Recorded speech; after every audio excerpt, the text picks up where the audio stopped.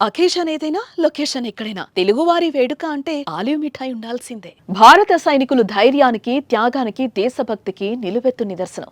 ఎలాంటి పరిస్థితుల్లోనైనా వెనకడుగు వేయని ధీరత్వం మన సైనికుల సొంతం. అవసరమైతే దేశం కోసం ప్రాణాలు ఇవ్వడానికైనా వెనకాడరు.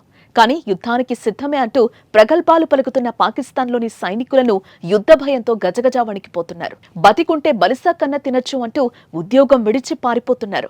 ప్రాణభయంతో ఒత్తిడి తట్టుకోలేక ఇప్పటికే 4500 మంది సైనికులు, 250 మంది సైన్య అధికారులు పాక్ సైన్యానికి గుడ్ బై చెప్పేసినట్టు కథనాలు వెలువడుతున్నాయి. ఇంకొన్ని వేల మంది ఉద్యోగాలకు రాజీనామా దరఖాస్తులు సమర్పించినట్టు సమాచారం.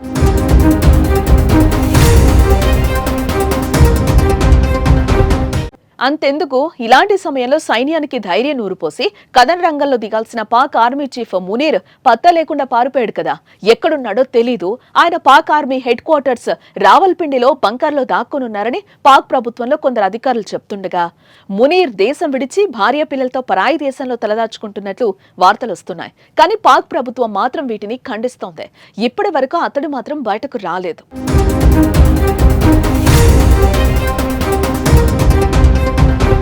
భారత్తో యుద్ధ మేఘాలు కమ్ముకున్న వేళ ముందడుగు వేయాల్సిన సైన్యంలోనే తిరుగుబాటు మొదలవడం ఆ దేశాన్ని మరింత ఆందోళనకు గురిచేస్తోంది. అందుకే సైన్యంలో స్థైర్యాలు నింపేందుకు inter services public relations DG manager general Faisal Mohammad Malik ను రంగంలోకి దించారు. రక్షణ పరంగా పాక్ ప్రధాని, రాష్ట్రపతులకు సలహాలు, పాక్ సైన్యం, ఇతర దర్యాప్తు, ఇంటెలిజెన్స్ సంస్థల్ని సమన్వయం చేసేలా అసీం మాలిక్ కు పాక్ ప్రభుత్వం ఎన్ఎస్ఏ అడ్వైజర్ గా అదనపు బాధ్యతలు అప్పగించింది. ఆయన ఆన్ డ్యూటీలో వచ్చేశారు. పాక్ సాయుధ బలగాలు మనోబలం కోల్పోవద్దని, దేశానికి విశ్వాస పాత్రుడుగా ఉండాలని మాలిక్ రాసిన లేఖ వెలుగులోకి వచ్చింది.